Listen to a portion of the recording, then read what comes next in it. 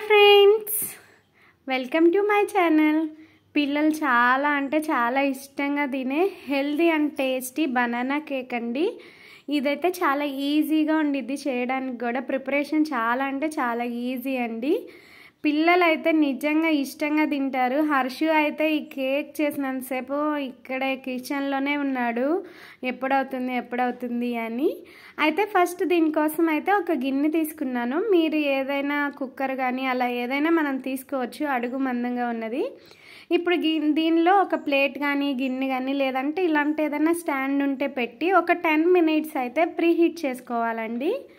ఇప్పుడు నేను ఒక కప్పు గోధుమ పిండి కోసం కాబట్టి నేనైతే 2 బనానా తీసుకున్నాను. ఇవి కూడా బాగా పండిపోయి ఉండాలండి. ఇప్పుడు ఒక ఫోర్క్ తీసుకొని దాంతో స్మూత్గా అయితే స్మాష్ చేసుకోవాలి మొత్తం. ఇప్పుడు దీంట్లో అయితే 4 tablespoons అయితే షుగర్ యాడ్ చేస్తున్నానండి. షుగర్ అనేది మన స్వీట్నెస్కి తగ్గినట్టు మనం యాడ్ చేసుకోవాలి.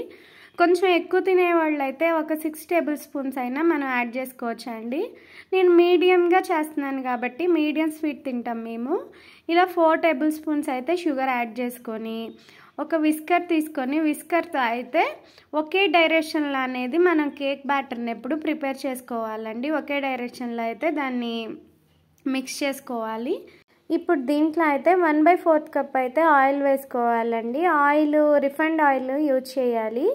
నేనైతే ఫ్రీడమ్ ఆయిల్ అయితే యూజ్ చేస్తున్నానండి. ఇప్పుడు ఆయిల్ వేసుకొని నా దగ్గర బటర్ కూడా ఉందని ఒక బటర్ క్యూబ్ అయితే వేస్తున్నాను. ఈ బటరు, ఆయిల్, షుగరు అంతా బాగా అయితే మనం బీట్ చేసుకోవాలి.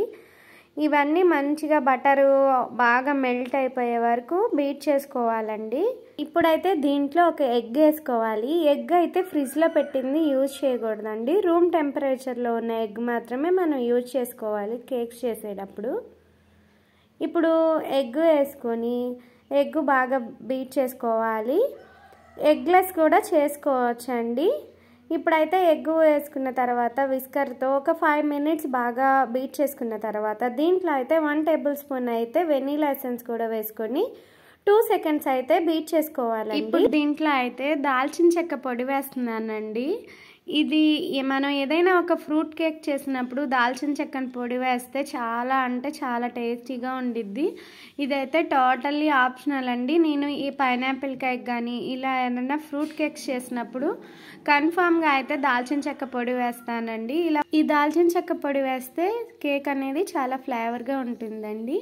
ఇప్పుడు దీంట్లో గోధుమ పిండిని కూడా యాడ్ చేసుకోవాలండి. ఇది ఇట్లా ఒక జల్లెడని తీసుకొని దాంట్లో అయితే గోధుమ పిండి, ఒక 1/2 tablespoon అయితే బేకింగ్ సోడా, వంట సోడా అంటాం కదండి అది, 1 spoon అయితే బేకింగ్ పౌడరు, 1 pinch అయితే సాల్ట్ కూడా వేసుకొని జల్లించుకోవాలండి.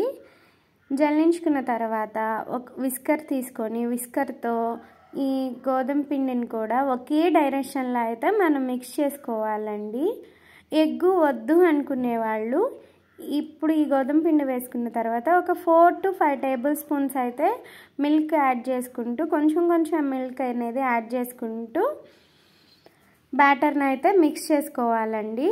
కేక్ బ్యాటర్ అనేది మరీ పల్చగా ఉండకూడదు, అట్లానే మరీ గట్టిగా కూడా ఉండకూడదండి, మీడియంగా ఉండాలి. కేక్ బేక్ చేయడం కోసం అయితే ఒక మందపాటి గిన్నెను అయితే తీసుకోవాలండి. నేనైతే ఇక్కడ కేక్ మౌల్డ్ని తీసుకున్నాను.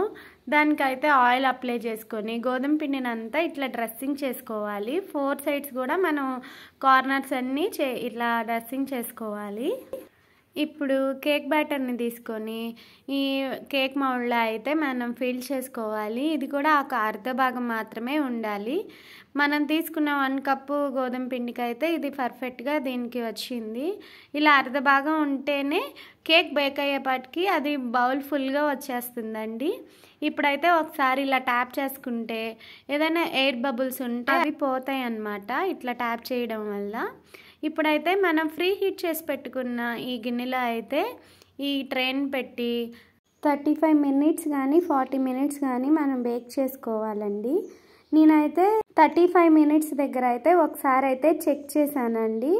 ఇట్లా చెక్ చేసేటప్పుడు కేక్ బేక్ అయిందా లేదా దానికి చాక్ పెట్టి అయితే నేను చెక్ చేశానండి. ఇలా చాక్ పెట్టి మిడిల్లో ఇచ్చేస్తే ఇదైతే కేక్ అయితే అసలు బేక్ అవ్వలేదండి. మళ్ళీ ఒక 15 మినిట్స్ అయితే నేను బేక్ చేసుకున్నాను. మొత్తానికి 45 మినిట్స్కి అయితే నాకు కేక్ అనేది చాలా అంటే చాలా పర్ఫెక్ట్గా బేక్ అయ్యిందండి. ఒకసారి ఇప్పుడైతే నేను చాక్తో చెక్ చేస్తున్నాను, చూడండి. ఇప్పుడైతే చాక్ కొంచెం కూడా అంటుకోలేదు కేకు. ఇప్పుడు కేక్ డిమౌల్డ్ చేయాలి అంటే ఇది కేక్ ట్రే అనేది కంప్లీట్గా కూల్ అయిపోయిన తర్వాత దీన్నైతే చాక్ తీసుకొని ఇలా 4 కార్నర్స్ అనేది మనం ఇట్లా కట్ చేసుకోవాలండి నీట్గా. ఇలా ఫోర్ సైడ్ మనం ఇలా చేసుకున్న తర్వాత ఈ గిన్నెను అనేది ఇట్లా ఒక సైడ్కి తిప్పుకొని ట్యాప్ చేసుకోవాలి. ట్యాప్ చేసుకుంటే ఈజీగా అంటే మనకి డిమౌల్డ్ అయిపోయింది. బటర్ పేపర్ వేసినా కూడా చాలా ఈజీగా అయితే కేక్ మనం డిమౌల్డ్ చేసుకోవచ్చండి. చూసారా కేక్ అనేది ఎంత స్పంజీగా పఫీగా వచ్చింది. హర్షు కూడా చాలా అంటే చాలా ఇష్టంగా తిన్నాడు. వీడియో కానీ మీకు నచ్చితే మీ ఫ్రెండ్స్ అండ్ ఫ్యామిలీ మెంబర్స్కి షేర్ చేయండి. Please subscribe my channel.